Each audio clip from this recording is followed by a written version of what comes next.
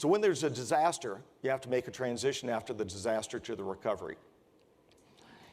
And there are two ways that you have to recover. One is with brick and mortar, and one is to recover the heart, soul, and spirit, whether it be of a business, of a family, of a community.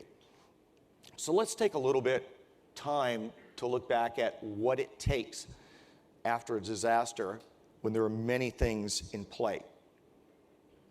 We were so blessed that so many institutions immediately came to town. There was one community leader who told me he couldn't believe that as soon as the wind stopped, Canadian Mounted Police showed up in boats to help him. They were wise enough that they started their journey many, many days before FEMA actually started their journey to come down here. But the institutions like the Red Cross were absolutely astounding. One of the things, as we've started coming up on this 10th anniversary, it'll be 10 years on the 29th of August, that my daughter and I decided to do was work together as father and daughter to try to find those iconic moments, those epiphany moments at which different people and different institutions said, I actually have to come and do something. And I'm going to share these stories with you because in some of your lives, while you're very good at what you do and you're very happy doing it, I want you to keep your life open enough to realize that sometimes you're going to get a calling that you were never expecting. Now with the Red Cross, the beauty there is people can write a check. And if you've ever written a check to the Red Cross, I'm one of the guys that got it. It is so humbling when your life comes to an end and you have zero cash flow. You can't go to your bank because the bank is underwater and all of your credit cards are useless. No ATM works. And a volunteer from the Red Cross gives you a gift card to buy groceries. And they look at you and they say, this is a gift from the people of America.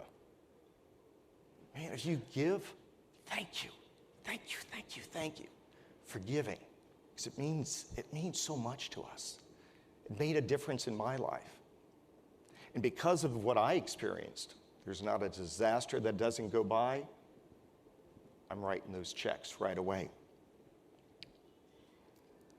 There were people here in town who looked around and said, somebody has to step up.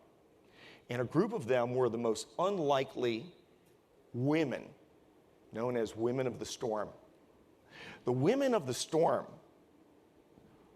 were, for the most part, the spouses, the wives of some of the most successful businessmen in town. Most of them do charity work. They're not necessarily people who go to a 9-to-5 job. And they went and marched on Washington, D.C. to try to get the recovery jump-started. Where you are today would not be recovered if these ladies had met at a coffee table in someone's kitchen after they walked through the floodwaters to try to make a difference. Churches came to the rescue. It was the churches that cleaned up everyone's house. It was the churches who communicated the need for their members to come down.